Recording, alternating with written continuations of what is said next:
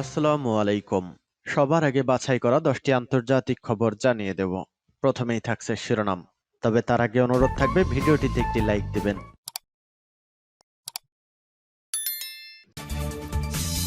জানিয়ে দিব হাতে থাকা সর্বশেষ আপডেট আন্তর্জাতিক সংবাদ। প্রথমেই সংবাদ শিরোনাম।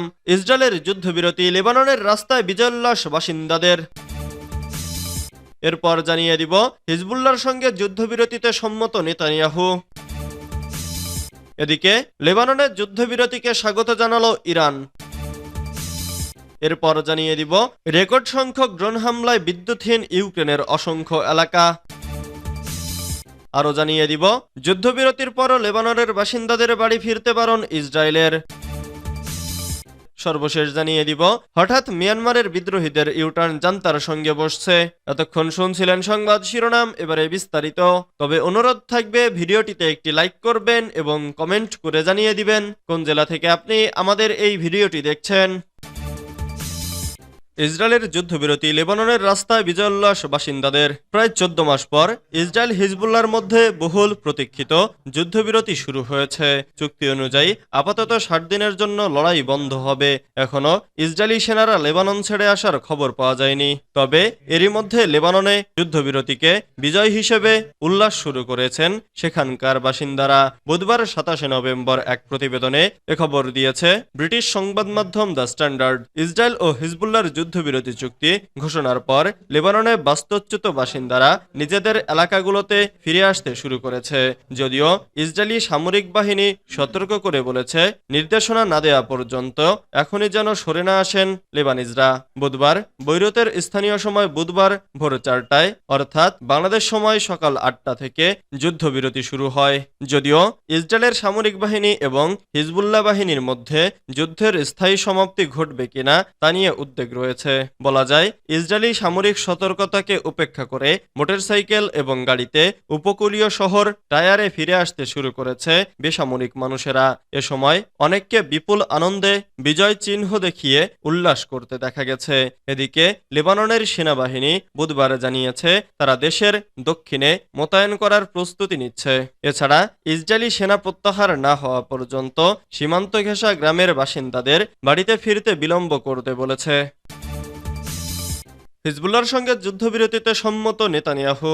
অবশেষে যুদ্ধবিরতি চুক্তিতে রাজি হয়েছে লেবাননের শক্তিশালী সশস্ত্র গোষ্ঠী হিজবুল্লাহ ও দখলদার ইসরায়েল। মঙ্গলবার 26 নভেম্বর দিবাগত রাতে এই ঘোষণা দেন ইসরায়েলি প্রধানমন্ত্রী বেঞ্জামিন নেতানিয়াহু। প্রাথমিক অবস্থায় এ চুক্তির মেয়াদ থাকবে 60 দিন। পরবর্তীতে এটি আরও বৃদ্ধি করা হবে। তিনি জানিয়েছেন তার নিরাপত্তা মন্ত্রিসভা চুক্তির বিষয়টিতে সম্মতি জানিয়েছে।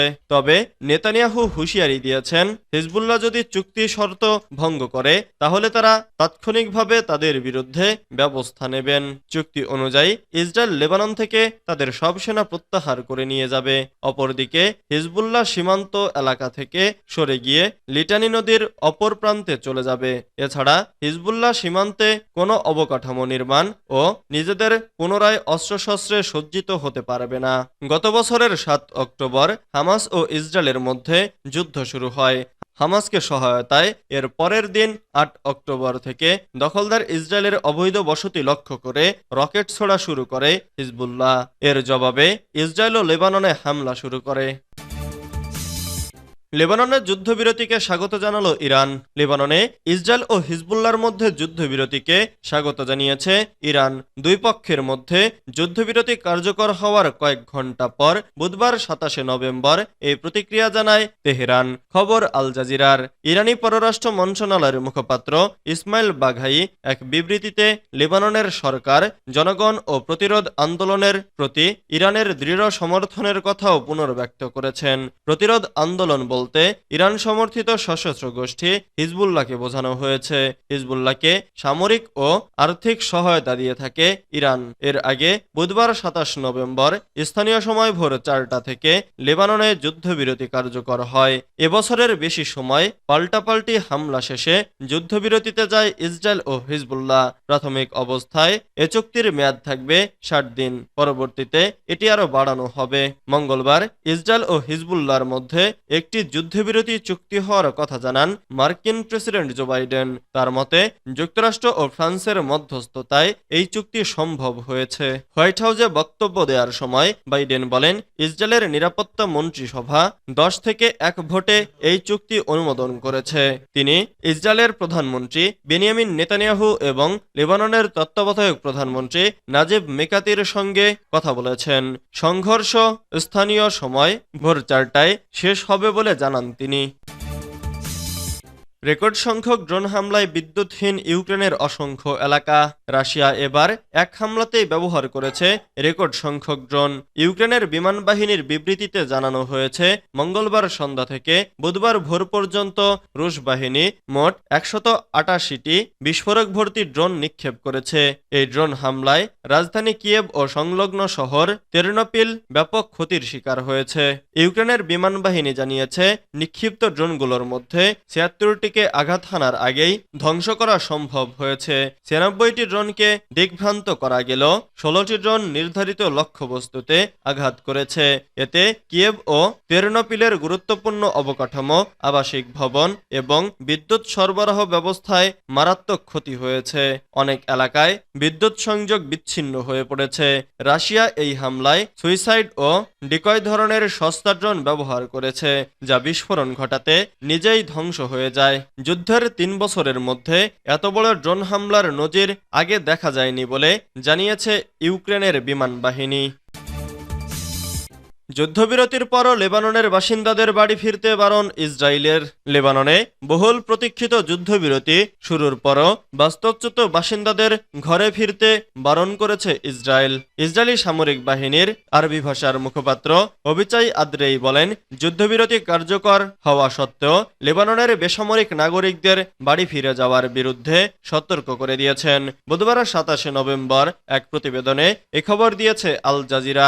বিবৃতিতে বলা হয়েছে, ইসরায়েলি কর্তৃপক্ষ আপনাকে ফিরে আসার নিরাপদ তারিখ সম্পর্কে অবহিত করবে। এক্সের এক পোস্টে আদ্রেই আরও বলেছেন, ইসরায়েলি সামরিক বাহিনী দক্ষিণ লেবাননের অভ্যন্তরে তাদের অবস্থানে মোতায়েন রয়েছে। গতকাল মঙ্গলবার ইসরায়েলি প্রধানমন্ত্রী বেনিয়ামিন নেতানিয়াহুর সভাপতিত্বে অনুষ্ঠিত বৈঠকে এ সিদ্ধান্ত হয়। এর আগে গতকাল মঙ্গলবার ইসরায়েলি প্রধানমন্ত্রী বেনিয়ামিন নেতানিয়াহুর সভাপতিত্বে অনুষ্ঠিত মন্ত্রিসভার বৈঠকে যুদ্ধবিরতিতে সম্মত হয় ইসরায়েল। মন্ত্রিসভার বৈঠক শেষে জাতির উদ্দেশ্যে ভাষণ দেন নেতানিয়াহু। এ সময় চুক্তির পক্ষে যুক্তি তুলে ধরে তিনি বলেন, উত্তর ইসরায়েলের বাসিন্দারা তাদের বাড়িঘরে ফিরে যাবেন। হঠাৎ মিয়ানমারের বিদ্রোহীদের ইউটার্ন জান্তার সঙ্গে বসছে।